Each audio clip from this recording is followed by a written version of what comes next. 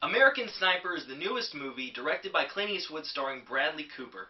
It's a story about U.S. Navy SEAL sniper Chris Kyle. He was named the most deadliest sniper in U.S. history with over 160 kills. It's based on the book written by Chris Kyle, and it's basically about his life. He was from Texas. He was just a ranch hand. He was a cowboy at heart. And then on the news one day, he sees that America is being just hit with terrorist attacks, and he finds it in him. He wants to protect his country. It's about the things that war can do to a person's mind, and over time, how it can just affect them, both mentally and physically. Now, fun fact about this movie, it was always originally set to star Bradley Cooper as Chris Kyle, but Steven Spielberg was actually attached to direct at one point, and eventually dropped out, and it went into Clint Eastwood's hands. Clint Eastwood was a great choice to direct this movie. He's been really wishy-washy with audiences and critics lately on some of his movies, but I mean, a lot of people know him for like $1 Million Baby, Mystic River, even Gran Torino. I mean, the guy has done some great movies. But for war movies, he really hasn't done too many war films, directing-wise.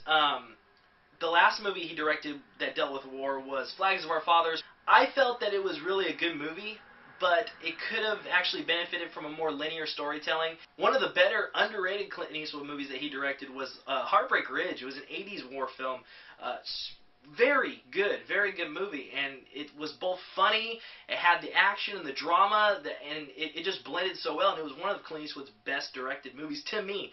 Sergeant, you better get that contraband stogie out of my face before I shove it so far up your ass you'll have to set fire to your nose to light it. Sorry, that was my Clint Eastwood impression. Not that great, but for Heartbreak Ridge, that was one of the best scenes in the movie. Now, as for Bradley Cooper was amazing in this movie. I haven't seen this guy do a performance that good since Silver Linings Playbook, and honestly, you see Bradley Cooper start out from Wedding Crashers, playing the dickhead boyfriend, to now playing the legendary Chris Kyle. I mean, it was a huge leap from what he was doing back in the day. And I remember he was on a TV show, ran for one season, called Kitchen Confidential.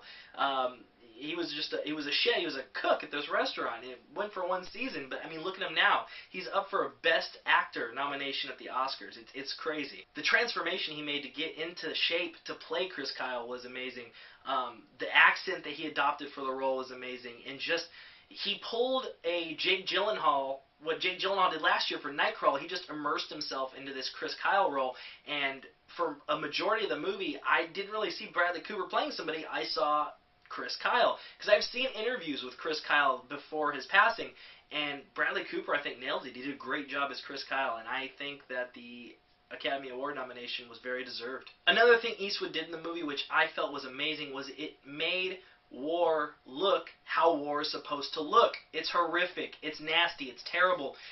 You're seeing your brothers die side by side, and I've seen that done in quite a few movies, but in this movie, you don't get the glorification of war. They don't have where you get shit blowing up and you're just like, yeah, America. It's not that type of movie. It's a movie where it shows you what war is. It's horrific, it's scary, it's bloody, and it's just not pretty. And it shows what happens to men when they go to war. They are changed, and I love how it focuses on that, and it doesn't try to glorify it. It was one of the highlights of the movie that I think Clint Eastwood and Bradley Cooper did exceptionally well. You do get a quick 15-minute kind of summary of his life early on, about his life in Texas and when he was trying to be a cowboy.